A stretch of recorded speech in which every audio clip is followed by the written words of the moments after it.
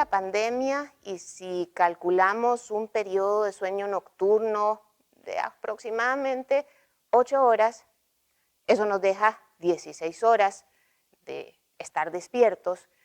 Estábamos dedicando más o menos un cuarto de ese tiempo a estar frente a las pantallas, a trabajar frente a la pantalla de la computadora, a estar revisando redes sociales o chateando en las tabletas o en la pantalla del teléfono celular o frente a la pantalla de la televisión. Sin duda, esos porcentajes han cambiado radicalmente luego de estos tiempos de pandemia y tras de que los sistemas educativos se han virtualizado. Nuestro cerebro siempre está recibiendo estímulos del entorno. Eso es algo que implica una constante, directa, mutua y dinámica relación entre nuestro sistema nervioso y los estímulos. Cuando hay algo que influye en nuestras emociones, en nuestros pensamientos, en nuestro comportamiento, eso tiene de base el funcionamiento del sistema nervioso en esa relación que se da con el ambiente. Y resulta que esos cambios en nuestros pensamientos, ideas, emociones y acciones que genera el contenido de las pantallas incide precisamente en el sistema nervioso. Hay muchos beneficios que se han destacado del uso de las pantallas. Sabemos que hay aplicaciones excelentes y que han demostrado resultados muy eficientes para el aumento de periodos de atención, del tiempo de reacción, incluso de algunas habilidades visoespaciales que en este momento facilitan la comunicación entre familiares y amigos para mantener esos vínculos sociales. Sabemos también que el tiempo de exposición ante las pantallas, y de nuevo hablamos de pantallas de tabletas, de celulares, de computadoras o de televisor, eso precisamente trae o puede estar asociado a algunos efectos no tan positivos. Condiciones como la obesidad, el sedentarismo, malos hábitos alimentarios, eso ha estado asociado también a la exposición, al uso de las pantallas. Si nos remontamos en la historia, ya después de la invención del televisor, en 1958 aparecieron los primeros videojuegos rudimentarios. En el 72 tuvimos ya acceso a las primeras consolas. En el 76 los videos. En el 77 las primeras computadoras portátiles y ya en 1990, que relativamente hace poco tiempo, aparece la WWW del Internet. Y a partir de ahí podemos tener accesibles videojuegos de realidades virtuales con una cantidad de elementos y con una complejidad impresionante. En este caso no se trata de clasificar los aportes de la neurociencia como buenos o malos, positivos o negativos, porque tenemos una diversidad de factores que influyen y una diversidad de contenidos y características de pantalla. Lo que sí, sin duda, es relevante es esa complejidad de la relación que se da entre la exposición a las pantallas y el sistema nervioso, el encéfalo, el cerebro de nuestros niños. Los hallazgos neurocientíficos nos hablan sobre varios aspectos que son sin duda relevantes y que tenemos que tener en consideración nosotros los adultos. Primero podemos mencionar a la atención, y cuando hablamos de la atención nos referimos a dos grandes circuitos. Unos que los ubicamos en la parte más inferior de este encéfalo, que son esos circuitos que se encargan de mantener el estado de alerta, de que podamos mantener la relación entre la alerta y la vigilia para responder cuando se presenta un reto en el ambiente. Y otros circuitos que los ubicamos más hacia la parte de arriba, más en la parte cortical de este cerebro, que son los que nos permiten enfocarnos con mayor voluntad en aquello que resulta relevante tanto para nosotros como para el ambiente. Resulta que los diseñadores de videojuegos y de todos los contenidos que encontramos en las pantallas toman esto muy en consideración, especialmente lo que se refiere a ese sistema de alerta. Entonces encontramos, por lo general, muchísimos contenidos, una sobreestimulación visual y auditiva que se encarga de mantener estimulado precisamente ese sistema de alerta más inferior. Los cambios constantes, las variaciones hacen y plantean, cuando el niño está expuesto a estas pantallas con estos contenidos tan cambiantes, plantean algo así como un punto de referencia que utiliza el cerebro para medir o para acostumbrarse a cuál es ese estado de alerta que necesita. De ahí que en muchas ocasiones, cuando limitamos o ya el niño no está expuesto a las pantallas, entonces se queja de que todo lo encuentra aburrido, que qué pereza, que no tengo nada que hacer, porque esa sobreestimulación continua y mantenida en el tiempo empieza a influir en esos niveles de activación cerebral. Hay algunos autores que plantean que en muchos casos este continuo bombardeo de las pantallas y de los videojuegos podría incidir en un desequilibrio entre estos sistemas atencionales más superiores y estos más inferiores, cuyo equilibrio precisamente nos permite adaptarnos a los cambios y poder estar alerta y responder de la manera esperada ante los diferentes retos que nos encontramos. Y aquí hablamos precisamente de eso, de retos, de resolución de problemas y de toma de decisiones. Y mencionamos un área del cerebro que es muy importante en ese sentido, que es el área prefrontal, lo que tenemos aquí detrás de la frente, que en los niños va madurando lentamente. Se conoce que es aproximadamente hasta los 25 años que estas regiones prefrontales van adquiriendo características de un cerebro adulto.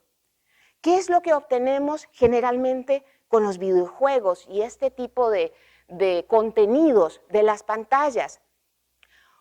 Un constante reforzamiento continuo y directo, un nivel de recompensa inmediata hacia lo que el niño hace. Cuando eliminamos ese nivel de recompensa inmediata, ese continuo reforzamiento, hice algo, estripé el botón, me gané un punto, maté una vida, tengo otra, etc. Resulta que entonces el niño igual ha tenido cierto parámetro de medición de cuál es la cantidad de estímulos, de reforzamiento, eso influye en los circuitos de recompensa del cerebro y entonces empezamos a tener dificultades que para muchos son muy familiares.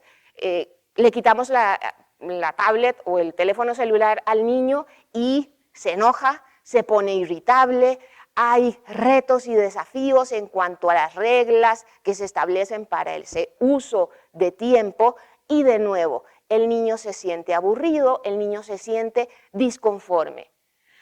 Los dispositivos y especialmente los inteligentes han ido como desplazando ese ejercicio de resolver problemas, de tomar decisiones al que evolutivamente ha estado expuesto el cerebro y lo asume el dispositivo. El mismo dispositivo nos corrige las faltas ortográficas, apoya a la memoria y va acostumbrando al niño también a la resolución de un tipo de problemas que no necesariamente es el que incluye la vida diaria, la vida cotidiana. Además, que si bien es cierto, muchos de los videojuegos implican esa resolución de problemas, no incluyen un aspecto que es muy importante, que es la consideración de cómo se siente el otro, de cómo lo que yo hago puede influir en el estado de ánimo del otro. No ayudan en la empatía, que sabemos que es otra de las funciones que tiene bases neurobiológicas y que resulta fundamental en los procesos de desarrollo de nuestros niños. Ese constante estado de alerta sumado a al continuo reforzamiento también incide en que los menores empiecen a tener respuestas distintas cuando aumentan los niveles de ansiedad. ¿Por qué? Porque ese estar así, atento, emocionado con el juego, implica un aumento en los niveles de norepinefrina y de cortisol. Y estas dos sustancias químicas están encargadas precisamente de esa activación del organismo para poder responder cuando hay algo problemático o de poder tranquilizarnos cuando esa situación retadora ha pasado. Esto se afecta y de nuevo podemos tener repercusiones a nivel de conducta y de estado de ánimo del niño. Uno de los efectos más estudiados del tiempo de exposición a las pantallas es el que tiene relación con la melatonina. Esta hormona que se genera en la glándula pineal, por ahí en el centro, un poquito hacia atrás del cerebro, y que es la que se encarga de poder regular los estados de vigilia cuando estamos despiertos y cuando nos va dando sueño.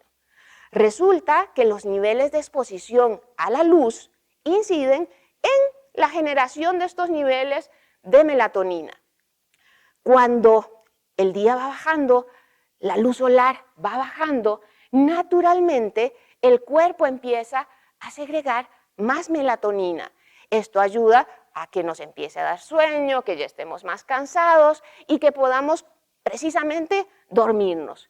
Sabemos que ese periodo de sueño nocturno es súper importante en diversos aspectos en el desarrollo infantil, que es ahí donde se generan las hormonas de crecimiento y que es durante la noche cuando se editan y se consolidan todas esas memorias de lo que vivimos durante el día. Pues el tiempo de exposición ante las pantallas afecta los niveles de melatonina. Se ha demostrado que un tiempo de 2 horas o más sostenidas de exposición ante cualquier tipo de pantalla reduce de manera medible esos niveles de melatonina. Esto hace que, o evita, y en particular en la noche, el estado de que, tengo sueño. No, ese organismo sigue alerta. Afecta porque entonces ya el niño extiende su tiempo de dormir y resulta que también se ve afectado el sueño REM o ese sueño profundo, porque la calidad, no solo el tiempo de sueño, sino que la calidad también se ve afectada. Tenemos como consecuencia mayor irritabilidad al día siguiente. Todos sabemos lo que pasa cuando no dormimos bien, nos cuesta poner atención, nos cuesta concentrarnos y eso sin duda repercute en el proceso de aprendizaje. Los autores nos dicen, por lo menos 1 hora antes de acostarse, no debería haber exposición a ningún tipo de pantalla. Especialmente los televisores en los cuartos de los niños deberían estar prohibidos. Y eso ha sido una recomendación muy clara en ese sentido. Deberíamos de supervisar ese tiempo, pero también el tipo de juego, de contenido que están asimilando los niños al estar expuestos frente a las pantallas. Ningún niño menor de 2 años debería tener un tiempo de exposición a cualquier tipo de pantalla. Ni siquiera hay evidencia de que los programas educativos generen beneficios a corto, mediano o largo plazo si los ven niños de menos de 2 años. Y es algo que con mucha frecuencia vemos cada vez más en nuestra sociedad.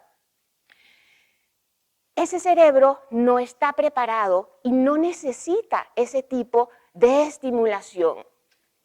Cuando recurrimos a, ¿qué nos dice la neurociencia sobre ese tiempo de exposición a las pantallas en los preescolares? No debería ser más de 1 hora al día. Caramba, qué conflicto con esta situación en la que nos encontramos, que hasta las clases implican a veces jornadas de 8 de la mañana a 2 de la tarde, sí, con varias cortes, recreos, el almuerzo, pero implican un tiempo total muy amplio de exposición a las pantallas. Y en los adolescentes, este tiempo no debería de extenderse más allá de 2 horas. Cuando hacemos referencia a estos hallazgos de la neurociencia y sin pretender, no sé, señalar conclusiones universales, porque es un tema que está en estudio, lo que hemos conversado en este espacio es sobre lo que podemos encontrar conclusiones concluyentes, pero precisamente todavía hay muchos otros elementos que se está estudiando y todavía no tenemos resultados de investigaciones sobre el tiempo de exposición y sus efectos, el uso de las pantallas, en el año 2020. Lo que sí sabemos es qué necesita el cerebro, el sistema nervioso de un niño, qué necesita un niño y qué está científicamente comprobado que favorece su desarrollo. Necesita de movimiento, necesita de tacto, necesita del establecimiento de relaciones sociales. Cuando limitamos esto, que está científicamente comprobado y que favorece el proceso de desarrollo, y lo sacrificamos por la exposición a el uso y tiempo de pantallas, con riesgos y beneficios que todavía están cuestionables, sin duda deberíamos de tener muy presentes esas lucecitas de alerta. ¿Qué debemos de hacer? Debemos de entender, por un lado, bueno, si consideramos las características de los videojuegos, un videojuego activo es mejor que un videojuego pasivo, pero el juego en vivo y en directo es 1000 veces mejor que un videojuego activo. El niño necesita límites, necesita reglas. Ese cerebro necesita una estructura para irse desarrollando.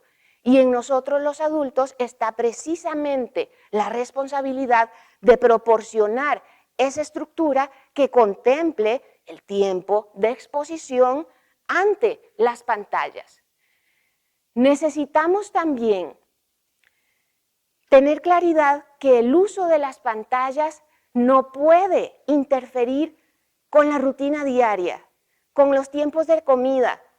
Tener algo encendido, uno de estos dispositivos electrónicos durante los tiempos de comida o durante elementos que el niño debería de hacer, que bañarse, vestirse, alimentarse, comer, jugar, esto sin duda va en contra de lo que evolutivamente el sistema nervioso ha necesitado, ha requerido y ha aprovechado para seguir evolucionando.